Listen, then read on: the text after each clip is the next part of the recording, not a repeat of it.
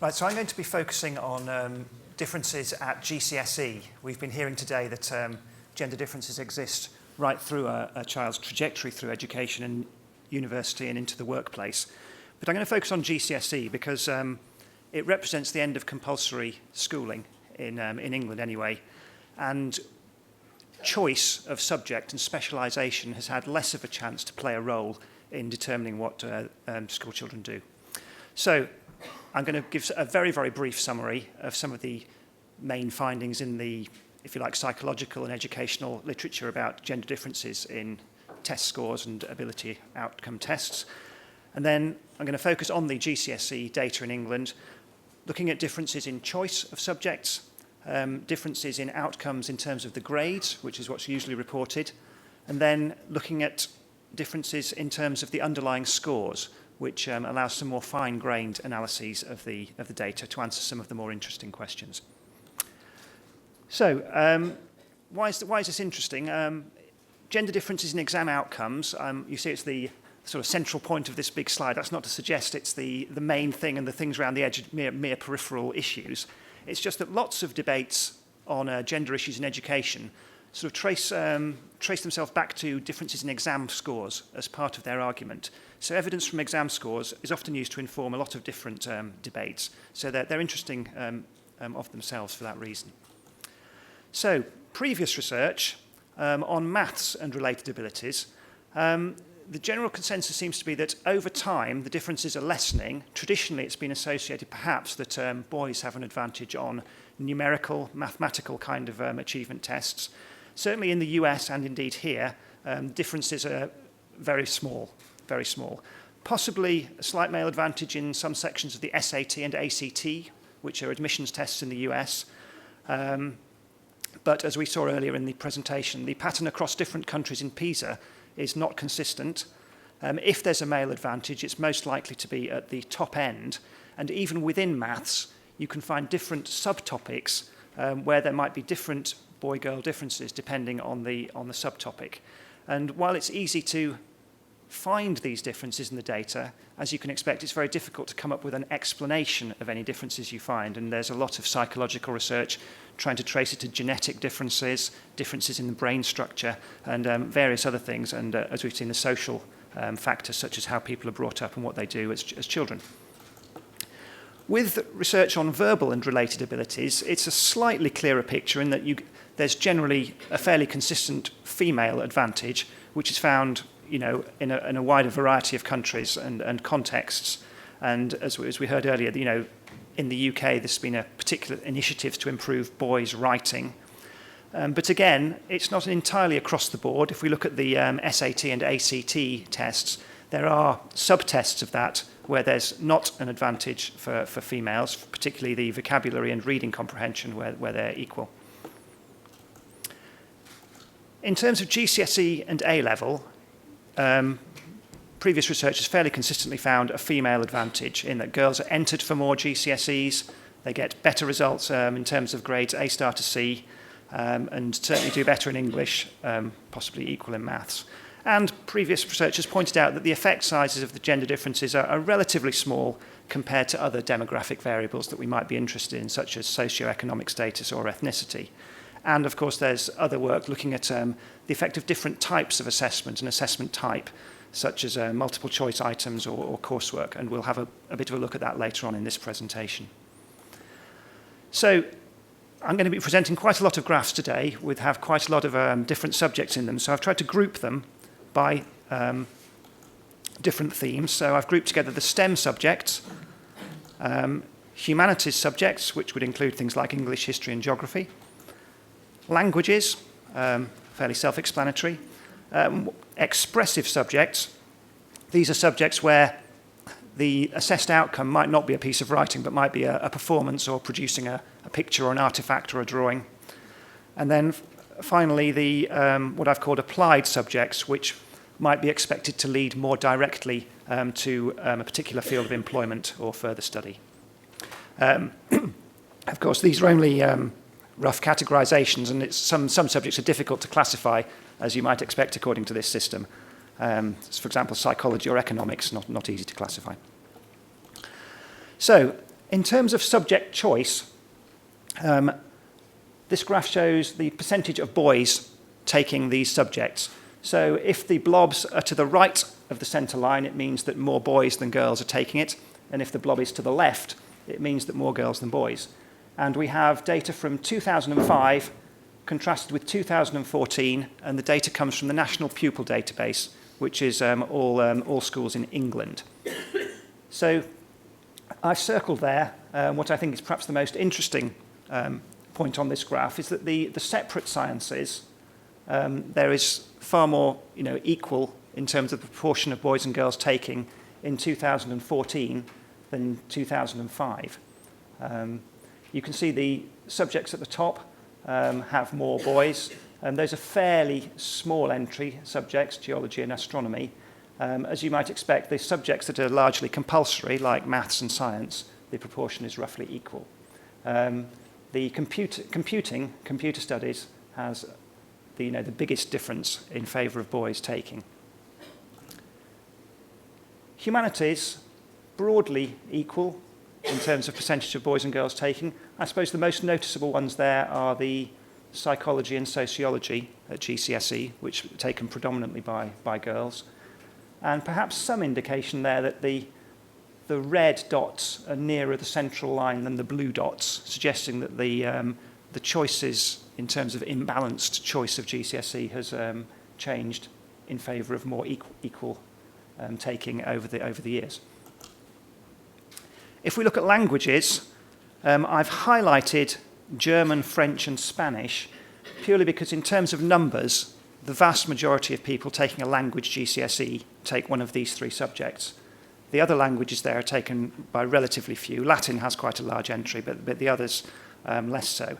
And you can see that more girls than boys generally choose to take German, French and Spanish, more so for French and Spanish than for German. In the expressive subjects, where we have, these are probably more chosen as a result of actually choosing to do the subject, you can see a much more dramatic variation in the proportion of boys or girls taking it.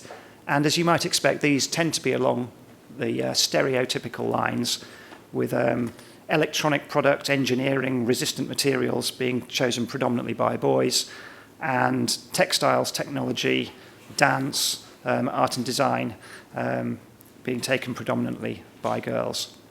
Interesting that music is right on the central line there in both years, equally likely to be chosen by boys and girls.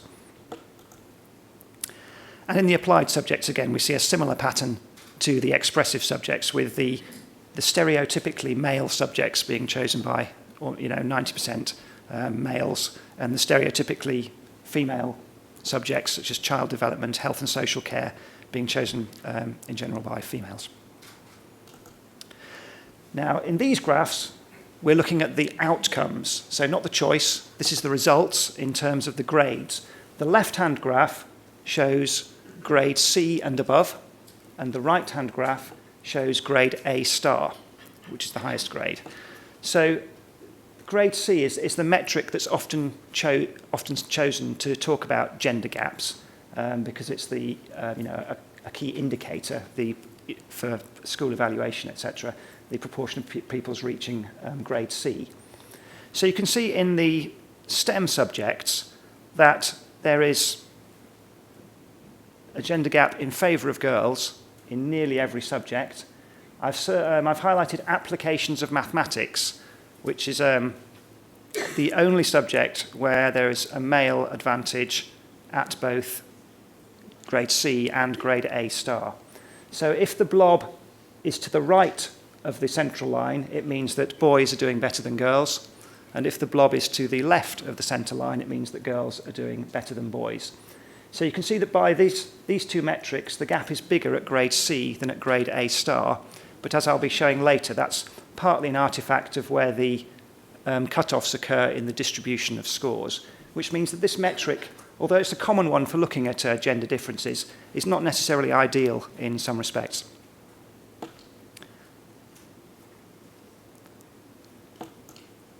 Right. Humanities, we can see a bigger gender gap. whereas it was about 5 percentage points at grade C for STEM subjects, it's around sort of 13 to 18 percentage points in general at grade C for humanities in favour of girls. And again, if you look at the A-star grade, girls still are doing better, but the gap is smaller. Languages. There are more subjects here where there's a male advantage, but as I mentioned before, the numbers taking these subjects are quite low, and in the 3 big subjects, German, French and Spanish, there's a largish 10 percentage point gap in favour of girls at grade C, and a smaller but still noticeable gap at grade A star. And again, in the expressive subjects, almost entirely in favour of girls. So what we can conclude is, although there are big differences in the proportions of boys and girls choosing different GCSE subjects, in terms of the outcome, across the board, girls are doing better. And the only difference is in how much better, and the size of the gap seems to be less in the STEM subjects than in the other subjects. And that's the final graph of the applied subjects there.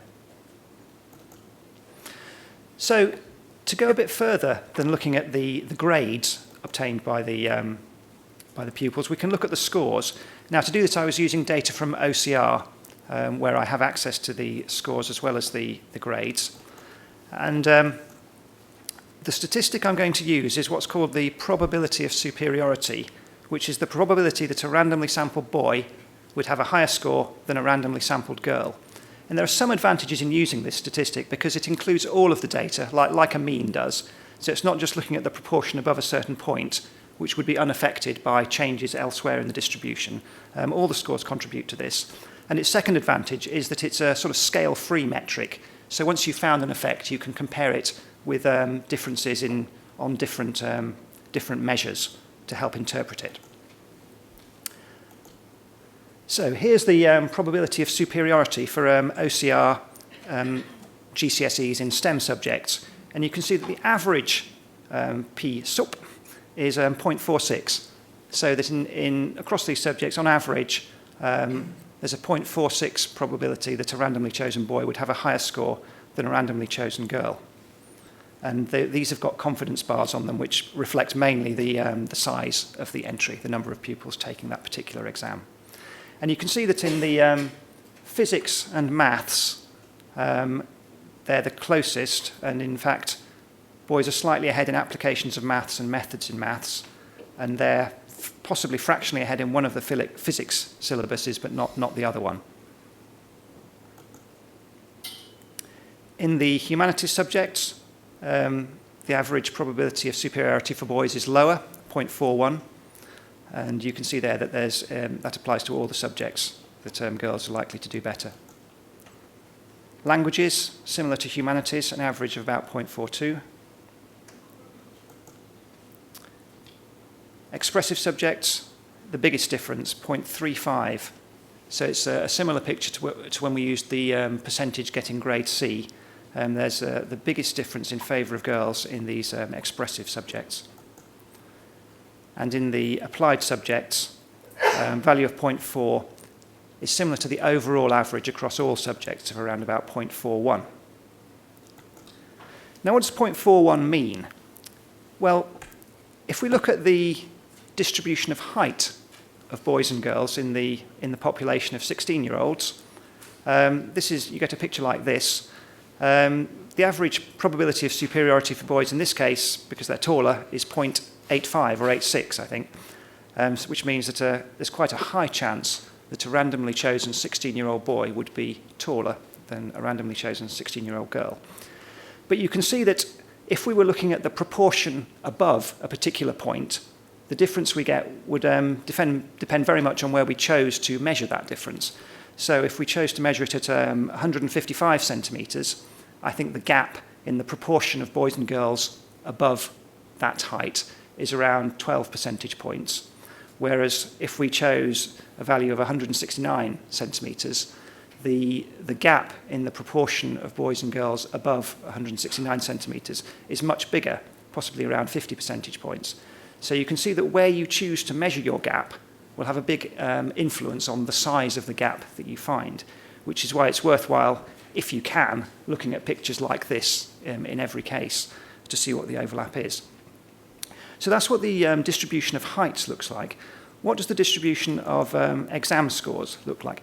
Well, this is quite a typical one. This is GCSE psychology, and you can see this has a larger than average gender gap. The probability of superiority is 0.38, but that translates into a very big gender gap at grade C of about 17.5 percentage points. And you can see why that is, because in relation to the grade C boundary, there's quite a large hump of the girls' distribution is beyond that. And that creates the big gender gap using that particular metric. This is the GCSE physics, where you have a probability of superiority of 0.48. And because the distribution of both boys and girls is a long way to the right of where the grade C boundary is, you only get a very small gap at grade C of about 1 percentage point. Now, how does that compare with some other kind of effect sizes? Well, one effect size you hear a bit about is the birth date effect. So I also looked at if you split the cohort, instead of into boys and girls, into those born in the first 6 months of the academic year, from September to February, or those born in the last 6 months of the academic year, from March to August, what would the difference be there? Well, I've only shown it for STEM subjects because you see the same pattern for all the subjects, and there's a slight advantage to being born early in the year.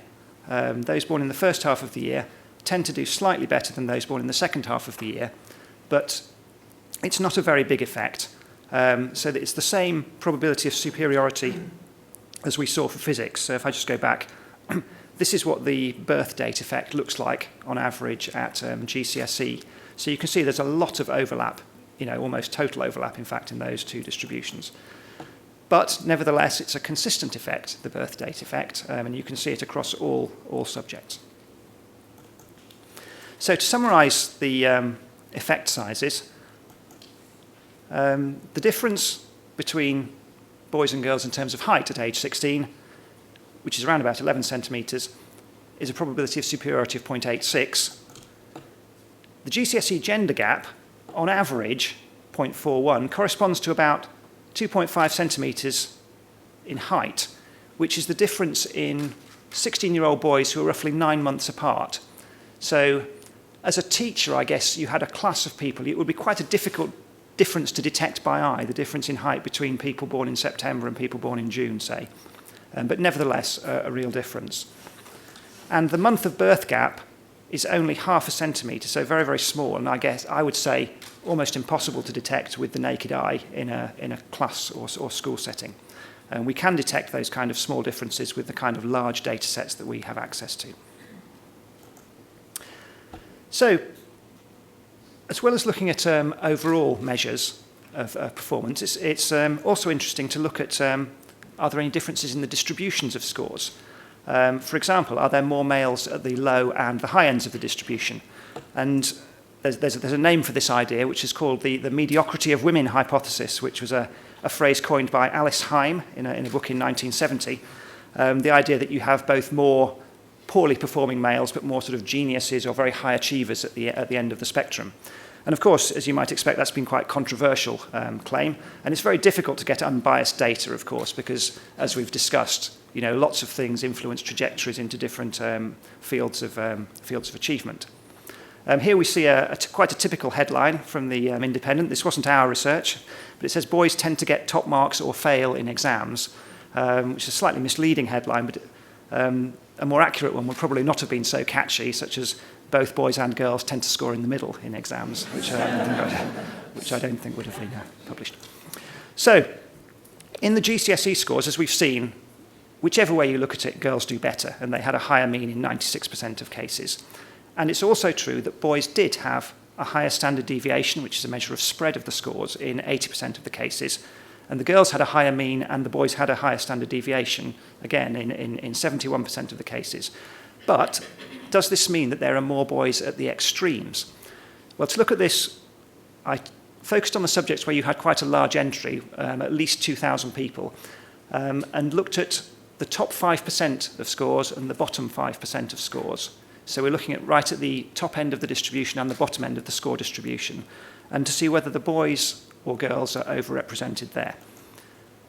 So again, we've got, on the left-hand side, we've got the top 5%, and on the right-hand side, we've got the bottom 5%. Now, if you've got more girls, then the dots are on the left, so you can see that in the top 5%, there are more girls in STEM subjects. And if the dots are on the right, it means there's more boys. So you can see that in the bottom 5%, there are more boys. So certainly in STEM subjects, there's no evidence that there's more boys at both ends of the distribution. There's more girls at the top end and there's more boys at the bottom end. With a few exceptions, those are maths syllabuses we mentioned earlier and one of the physics syllabuses, where there's slightly more boys at the top end. Pattern for humanities, more girls at the top end, more boys at the bottom end. Languages, more girls at the top end, more boys at the bottom end. Expressive subjects, more girls at the top, more boys at the bottom. And the same for the applied subjects.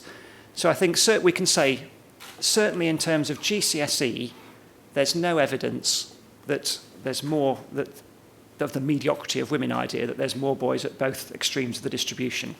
The picture is more like what I put up for the psychology, where the reason that the boys' scores have a higher standard deviation is because there are more low-scoring boys than girls in general. Finally, we can look at, using scores, we can look at the type of assessment. So, as you're probably aware, most GCSEs consist of a number of different assessment components, which might include written exam papers or coursework, which could include practicals, portfolios, oral examinations, controlled assessments, etc. And when we look at these, we find that girls have a higher mean score on 93% of the coursework components compared to 84% of the written components, which does again support the idea that girls have an advantage in in coursework type assessments, which previous research would also have led us to expect. And girls had a higher mean and boys a higher standard deviation on 74% of coursework and 56% of written. So we can see the effect of the boys scoring being more spread out and possibly scoring more at the lower end applies more so to coursework type of assessments than it does to traditional written exams. If we look at item type, we can look at multiple choice tests, short answer, extended answer, or essay, but we should be a bit careful here because obviously this interacts very strongly with subject, because different kinds of subject lend themselves to assessment with different types of questions. So in history and English literature, for example, you tend to see more extended essays and fewer short answer or multiple choice questions. So I have strayed beyond GCSE on this one slide to include a multiple choice component from an A-level in critical thinking, just because we have the data for that. And you can see that in general, with the multiple choice or shorter answer components, the gender gap is smaller. The probability of superiority for boys is nearly 0.5, whereas with the longer answer type questions, the probability of superiority is lower, such as the English literature papers down there. If we look at the non-written papers, we can see a bigger gender gap. So these are the controlled assessment and portfolio components of these various GCSEs. And even the music, which we saw was equal overall, that has the smallest gender gap, but it still favours girls at the top. And the art and design ones at the bottom have a much bigger effect in favour of girls. Just for the sake of showing that it's not always completely straightforward, I've done a comparison between a biology GCSE and an international GCSE just using the cohort that took it in England. So this is not the international cohort around the world, it's just the schools taking the international GCSE in England. And you can see that here, even on this is higher tier, I should say, because most of the people take the higher tier in both the GCSE and the IGCSE for this, that even with the written papers on the international GCSE, the boys are doing slightly better than the girls. I should say that these are two very, very different cohorts, so I only put this up just for interest really, and the cohorts differ certainly in the size, many more taking the GCSE, but also in the proportion of pupils from independent schools, which is much higher with the international GCSE, and indeed from single-sex schools, which is also higher in the international GCSE. But it just is a sort of counter to everything that I've previously put up, showing that it always favours girls. You can find some examples. And this is biology, but we found similar things looking at chemistry and physics. So, to summarise, I would say the differences in subject choice, in terms of proportions of boys and girls choosing to take the subject, are generally bigger than the differences in the outcome. Whichever way you look at it, girls do better. The gender gap is narrower in STEM subjects and languages, but I've put a caveat against the languages in that in the three big languages, French, German and Spanish, there is quite a big gender gap. It's the other less mainstream languages where there's less of a gender gap. And the average effect is roughly comparable to 9 months growth in height for 16-year-old boys, if that helps to contextualise it at all. And we've some evidence of a differential effect depending on the assessment type. So we might want to speculate what the implications are for that as GCSEs and A-levels are reformed to remove or reduce the amount of coursework and internal assessment. Thank you. Thank you.